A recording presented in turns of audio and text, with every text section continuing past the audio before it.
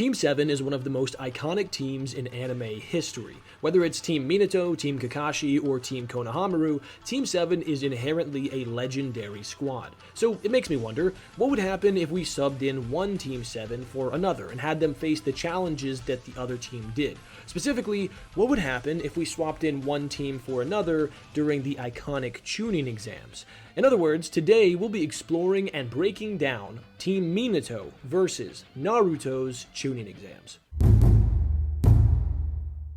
Before we get too far into the video though, I think it's worth going over some specifications for how these matchups will go. However, it's also worth noting that I won't be doing this by myself. Today I have a, pretty okay guest, to discuss this topic. What's going on, guys? TG or Thunder God here, and we're here. We're talking about this. And we're happy. We're here. Yeah, because for those of you, who weren't a part of this conversation, we recorded this once, and then my audio failed on me. So you're getting the better take. But as you can hear, Thunder Goat, Thunder God, TG is with me today. You guys know the topic. We're talking Team Minato in Naruto's Chunin Exams. Super excited to break into this, but before we go too far into it, we need to lay the groundwork for the specifications, the layout, how this gonna go. So, TG, you want to take it away? So, for essentially this video, we're gonna be having Team Minato kind of follow the same path that Naruto, the Team 7 essentially did throughout, written test all the way up to like the prelims to the second round of the Chunin exams, to how the exams just would have played out if Team Minato was present and they were like in Team 7's place essentially. So we did this just to give the video some structure. Otherwise, we're just going to be sitting here listing off matchups, and we just find this to be more interesting. So kind of looking at it like that, putting them in their place in the story and seeing how things kind of change up a little bit. Yeah, and we don't want to waste your time, so we don't want to just like beat you over the head with scaling. So we'll kind of like go into where they're at as we go. But a lot of people like have called into question whether or not, Kakashi at this point in time is actually Jonin level, or Obito is actually Chunin level, or Rin as well. And this time is Kakashi Gaiden. We're going to be taking these characters from those chapters and putting them here. And you may be saying, Sage, TG, that's not fair, right? I mean, Kakashi's a Jonin, right? I mean, he's 10 years old, but he's a Jonin. And, they've both already been promoted to Chunin, and Rin and Obito. But the thing is, like, we don't have any feats from them prior to this. And people argue these characters versus the Naruto characters all the time, specifically Kakashi versus Sasuke for the Chunin exams. So we're going to break down whether or not these guys are actually like that, or if they're frauds. So, I think we're ready to just jump right into it. You want to talk about the written exams and how they do there? Yeah, I mean, they passed it originally. So, I mean, they either have the knowledge to do it, or they would just be able to stick out the written test and just pass it via that, like Naruto did, which Obito, who's closer to Naruto, like personality-wise, almost, exactly like him, would probably follow suit with this. Even if you argued that the test changes, Rin and Kakashi just probably would be fine in terms of just taking the test, and Obito would take that approach. Or you just go off the idea that they took the test before, and however they passed it, they would be able to pass it again. I think two of them wouldn't even need to cheat, and then the third that might need to cheat, and Obito, he's basically just like Naruto, like TG said, so he's going to put his name down. He's going to try to scroll through and find some answers he can write down, and he's just not going to be able to fill it out. Or you could say because he's a Chunin, he may know these things. But either way, they're flying past this and straight into the forest of death. I gotta be honest with you, I think everybody that comes in contact with it, because here's the deal, we're putting them in Team 7's place. So like, obviously Kakashi is Sasuke, Obito is Naruto, Rin is Sakura. So we're gonna have them encounter all the people that Team 7 encountered in the Chunin exams originally.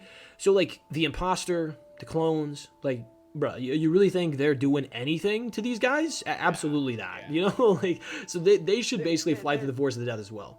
No, I agree. They're consistently reacting to very nerfed versions of Team 7, specifically Naruto and Sasuke, which we'll talk about a bit later on, but those are the only reason that Naruto and Sasuke even struggled remotely with a lot of opponents they had in the exams. Well, and one of the things too is like we're taking this with the idea that it's like from the beginning of Kakashi Gaiden, so Obito doesn't have his Sharingan, so therefore Orochimaru has no reason to come after him. So, like, they're not going to encounter Orochimaru. They may not even encounter Kabuto because Kabuto was there because of Sasuke as well. So, I think that that's totally avoided. And even if Kabuto planned on, like, coming around and, like, snooping and trying to get, like, information on him or something, I think, first of all, Kakashi's going to sniff that out. And let's be honest, he's taken on grown men from the time he's 6 years old, and he's 10 during Kakashi Gaiden. He's a Jonin. He's taking on Jonin level combatants that are stated to be extremely strong in the data books. So, like, I think he would probably be able to like tell that Kabuto's kind of, you know, shady and stay away from him, assuming that they don't already have a scroll from some random fodder team that they just beat up and steal a scroll from. So I think that they fly through the forest of death. Do you think they face any issues here, or are we good to move on? Nah, I mean, the one thing I would bring up, and maybe you want to talk about like the sound trio with like Dosu, but I mean like Weighted Lee was kind of giving them the business, caught off guard by like a sound-based attack, like put right directly on his ear. So, I mean, I don't really see it. I mean, even if you think like base Sasuke thinks Dosu's one of the stronger people, base Sasuke at this point is nothing to this Kakashi. It's like, it doesn't make any difference. So I personally just can't see them struggling too much with the Forest of Death at all. Yeah, I think a good indicator for how they would do against them is the fact that, you know, Kakashi can safely use the Chidori. In order for Sasuke to use the Chidori, he had to work his speed up to weightless Lee's speed, according to Guy. And so the fact that that sort of seems to be kind of like a minimum level of speed that you have to have in order to safely use it. Kakashi has that, and that's just like his standard pack. Like, he's coming in there with weightless Lee levels of speed. So I think it's fair to say that if he has that level of speed and weighted Lee was kind of like contending with these guys, there's no reason to assume he wouldn't be able to just like blitz these guys and absolutely power bomb them or something. He also has like a pretty crazy arsenal right now, and he's got 2 changes in chakra nature because he's a Jonin, and that seems to be a requirement. So yeah, I mean, what are they gonna do, you know? Nah, and just to add to that, just real quick, to add to that weightless Lee speed, on top of that, seemingly needed to being a prerequisite for just doing Shidori, which Kakashi can. He also just does beat Guy in his own Chunin exams. Kakashi, or Guy sees Sasuke use the Lion's Barrage, reminds him of stuff Kakashi did as a kid. Very implied he's on this level in terms of taijutsu. Can even open the first gate, which I know you mentioned is just like an insane feat, and you kind of need insane taijutsu to even be able to perform. So all these indicators just kind of point to Kakashi just scaling above whatever this is. Really shouldn't struggle too much. So now we move on to the preliminaries, and I mean, I gotta be honest with you, like, I don't think this is interesting at all, because, Not at all. you know, Sasuke, whenever he faced Yoroi, he literally couldn't activate the Sharingan and couldn't use chakra in general because he had to keep his curse mark under control, and he still beat the brakes off this dude. You want to kind of talk about how you think this matchup goes? Yeah, it's an absolute, like, it's an absolute wash. Like, no reason to suggest, like, a nerfed Sasuke that was just beating up Yoroi. And, like, granted, like, Yoroi caught him, but Sasuke was still, like, while fatigued, able to just kick him off and avoid Yoroi. You know what I'm saying? Like, there was enough stat relativity to where Sasuke didn't just get blitzed and outright slapped away. And then performs the Lion's Barrage. So, why would this Kakashi just be below this? Obviously, he wouldn't. So, he would just body bag Yoroi. Yoroi's ability to sap chakra via his hand, that's not happening. Like, it's never going to touch Kakashi. Pretty bad. Sasuke's vastly nerfed, and yeah, it's just kind of a wash. No, Yeah. Not really too much conversation. Yeah, and then we have Obito facing off against Kiba, and I mean, here's the thing: like, people sleep on Obito. Yeah, I want you to talk. Like, you go ahead. Yeah. So a lot of people don't understand that while Obito is like, Kakashi kind of chides him on how like he's not this like stellar shinobi coming from the Uchiha clan, but the reasoning for this is that Obito looks bad because Kakashi's right next. He's actually not garbage at all. People. I don't know why people say this, but he is Chunin tier. Whether you argue low Chunin due to like the village being in a warring state, he still did have to take the Chunin exams and fight other Genin in his class, so he does have to kind of be at a certain level. So kind of looking at that, he comes in kind of strong. But we also see, and we're gonna talk about this more when Obito actually gets the Sharingan, he gets like shot up to some pretty impressive levels as well. But the Chunin benchmark is actually really strong if you kind of compare it, because Shinobi in this like group who are considered Chunin are the likes of like Sasuke at the end of his match with Gaara, Neji from part 1. Even Sasuke at the beginning of Shippuden, his skills far surpass a Genin. Same thing with Gaara's data book. So giving the Chunin rank does put him in a good standing, and we actually do know up like the chapter synopsis, like, or chapter title statement, that Naruto, Neji, Sasuke, and Lee were at the top 4 of the Genin, like of the Leaf. So kind of putting him above that Sasuke is in good standing, because the Naruto that beat up Kiba was nerfed to an insane degree. He had his seal tightened. The 5-prong seal can only really be tightened or messed with by the Sannin or Hiruzen himself. So Orochimaru tightened his chakra, messed heavily with his chakra control, to the point Naruto can't even stand on water, which is like the most basic thing for Shinobi.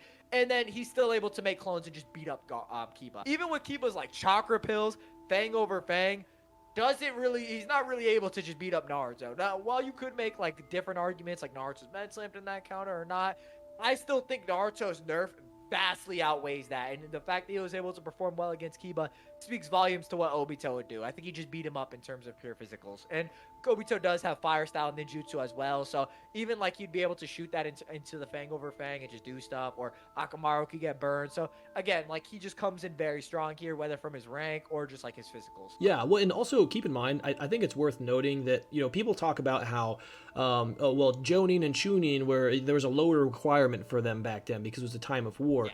It's like, yeah, to some degree, but if you go to the fan book statements that actually talk about this and the difference between the Chunin exams during Naruto's era and Kakashi's era, it specifically references leadership ability in both cases. And in Kakashi's era's case, they basically just don't care if you're capable of leading a team, because they need Shinobi out there on the battlefield because they're in the middle of a war. So what that means is, number one, it may not have anything to do with actual combat capabilities, and it may just have to do with leadership. Like, Naruto was one of the more impressive combatants during the Chunin exams, but he didn't get promoted to Chunin because he didn't have leadership capabilities. And, modern Konoha was capable of, kind of holding themselves to that standard because they had strong military power at the time.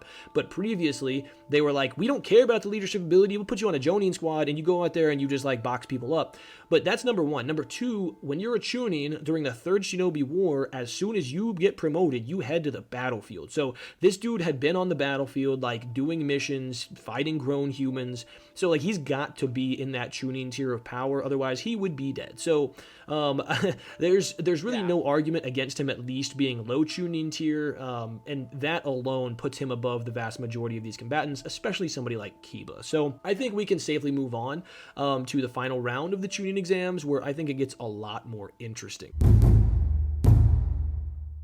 So basically, we have one side of the bracket that's super, super heavy, and then the other side that's relatively light. I want to talk about the side that's relatively light real quick, the side that, Obito and Kakashi are not on, and that's the side that Rin would probably go to. As you notice, we haven't really mentioned her much because she has 0 feats. I think because she's a Chunin, you have to assume that she's got some level of combat ability. You can assume maybe she got promoted because of her intellect and her, healing capabilities, but she has to be able to somewhat handle herself against Genin.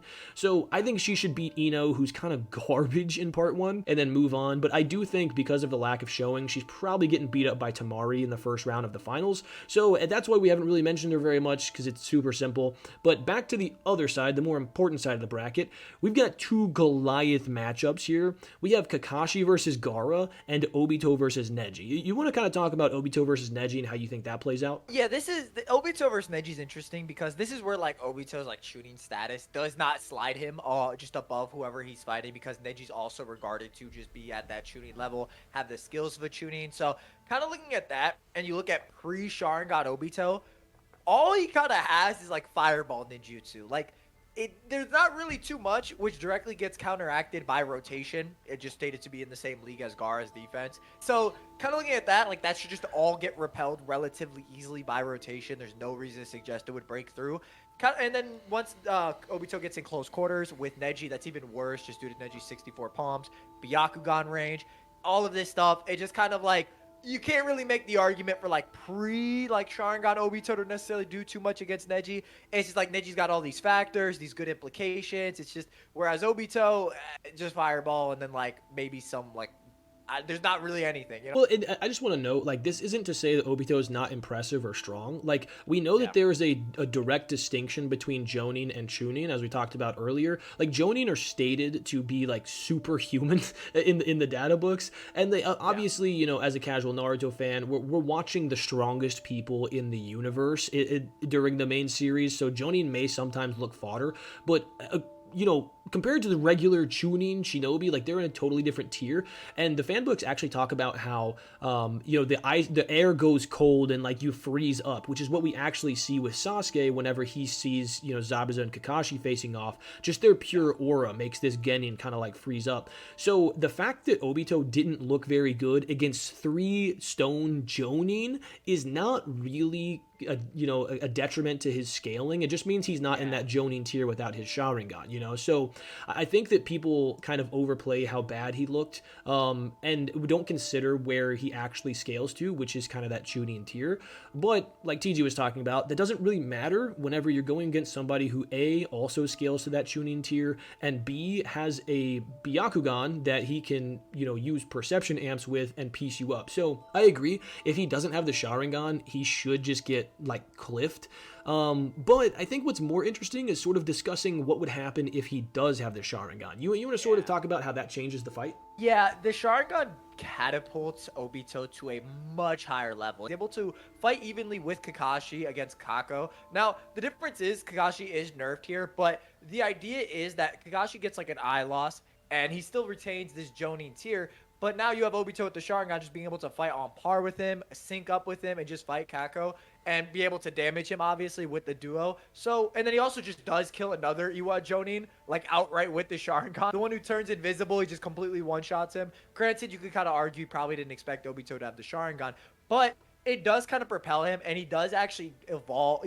When he awakens his Sharingan, he actually has somewhat of a mastered, like, he has the 2 Tomoe Sharingan. Now, that's impressive because Sarada and Sasuke both don't have that when they awaken their Sharingan. I don't even think Itachi does. So, kind of looking at it like that, he does propel up quite a bit higher and does start to bounce off that, like, Jonin tier. Probably dives more so into that high Chunin tier, but it definitely raises him and his overall physicals to a point where now him versus Neji can be much more of a discussion, whereas Obito, like, now has this, like, visual amp. He does get stronger off waking his Kekkei Genkai, and he should be able to perform a lot better against Neji, even in close quarters, as we saw. Yeah, well, I think it's worth noting that these Jonin that they were facing off against were actually really strong. Like, Kako is actually stated to be an extremely powerful Jonin, sort of alluding to the idea that he's in that high Jonin tier, and not just like your standard Jonin or like low Jonin. And then even the other 2 have really good data book statements as well that I'll put on screen for you guys to see. And also, keep in mind, like, this is the Kanabi Bridge mission. The Kanabi Bridge was known to be like kind of an important point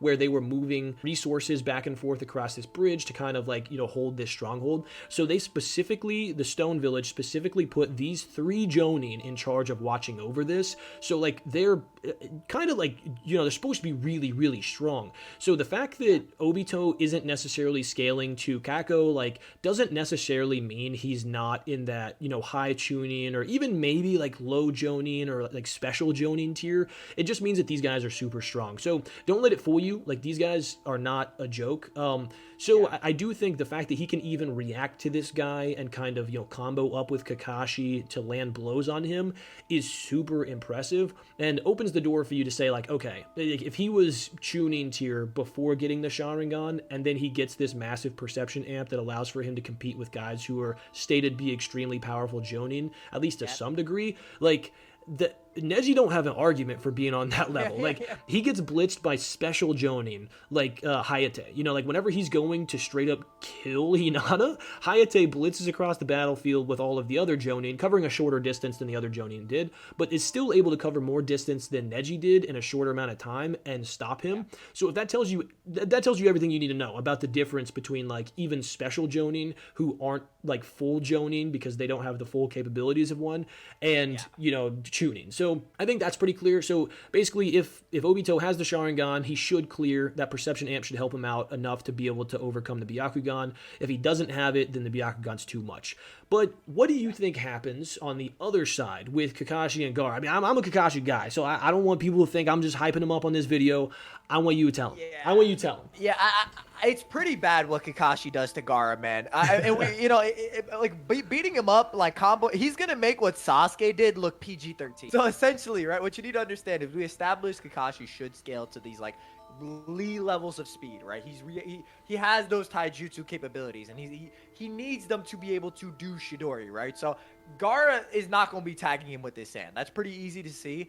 And I want you to put in perspective too why Kakashi's gonna be like able to do this, because Gaara, like from a tier perspective, he's just noted to be like far above the skills of a Genin or be above a Genin level. Kakashi, I know, like I love that you brought up the Hayate example, because two special Jonin are able to just out fatigue and almost like are able to contend with all Sound 4 Ninja at full power while they're coming back from a mission out of chakra. That's insane. That's ludicrous, bro. And even Kakashi says like, yo, they say like, you need to send a team of Jonin to take these dudes down. They're not jokes. So kind of looking at that, he comes in strong. Now, kind of like, there's really no reason to suggest Gaara would have too much to answer for Kakashi. Kakashi would just beat him up with his multiple nature releases. If he did need more strength, he could use the Chidori. Now, while Kakashi doesn't really just go, like, he doesn't have a way to go around like the tunnel vision problem, Gaara being able to react like with his sand ball, like his sand sphere, or like the spikes that come out of it, or just his sand in general,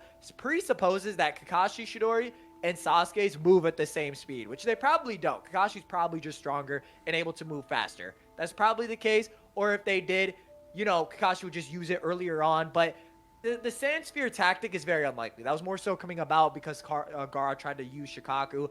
More likely than not, he doesn't use that, which just leads Kakashi to beat him up. What do you think? I think it's kind of bad. Yeah, I mean, I think, like you said, the prerequisite for using the Chidori seems to be being able to move at weightless levels of speed, which means that Kakashi, at bare minimum, should be able to bypass the automatic sand defense. And, this is a guy that has a great mastery over taijutsu. Maybe you can argue Lee's better because he can open multiple gates. I would agree with that. But Sasuke can't open any gates, and Kakashi can open at least one. So I would say that Kakashi probably has better taijutsu mastery. You've pointed out before that he actually, basically, like, it's implied that he beats up Guy in pure taijutsu during their Chunin exams. Like, it doesn't make sense for him to use the Chidori there because, first of all, he's 6 years old, which is 4 years before he ever tries it in battle. So he probably doesn't have it. And second of all, like, he's not going to use something like that against, a comrade, especially somebody who he considers a friend in the Chunin exams. So he probably just beat him up with, like, pure hands, which is absolutely crazy to think about.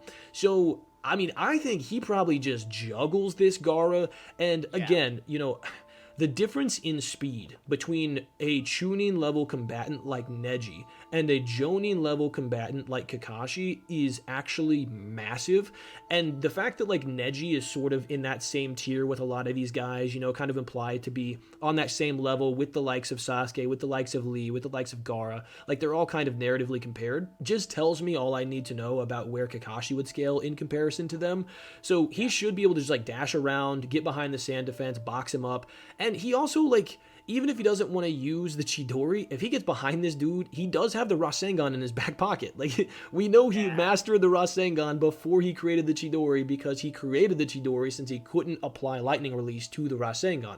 So he's got that in his back pocket. He's got at least 2 changes in Chakra Nature, and he's just a tactical mutant. So if you want to say, like, that Gaara does go into that sandball for whatever reason, like, Kakashi is not going to just charge in knowing that this dude can move his sand and create spikes with it.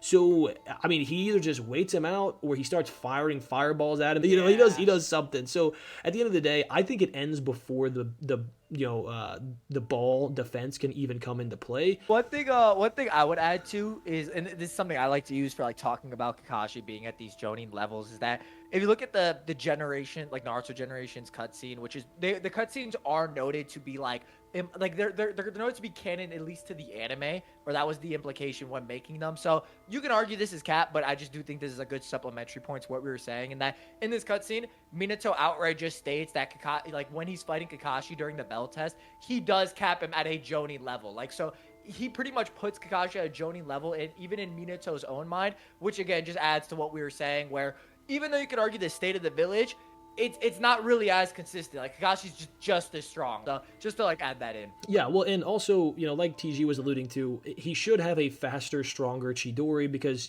he created it and he just genuinely scales to higher level Shinobi than what Sasuke does at this point in time. And we also see, like, before Sasuke uses the Chidori, he does charge in at him and, like, tries to punch the sand ball and the spikes come out at him. And without his Sharingan active, he's able to react to these things. So I would say it's very very plausible to say that Kakashi, even if he doesn't have the Sharingan, might be able to still use the Chidori and dodge these things, just because of the fact that like Sasuke without the Sharingan amp was able to dodge them as well. So I think that's worth noting. But at the end of the day, like, Kakashi just outscales all of these guys pretty badly by virtue of scaling to Jonin tier combatants. And, you know, I'll admit I wanted a reason to talk about Kid Kakashi and how OP he is, and kind of just like to put to rest this idea that Chunin Exams Sasuke is relative to, you know, this Jonin level Kakashi. Like, it's absurd. So I mean, and after this, how do you think the rest of the bracket goes? I mean, there's really no one here that could challenge Kakashi. Like, while you could maybe argue like Shino and the Sound Ninja or Sand Ninja, who are noted to be like stronger than the Leap Ninja and especially formidable this year, they may be breaching that Chunin tier. It doesn't really change too much, again, as like we do know like characters like Naruto and Sasuke were stronger than Shino.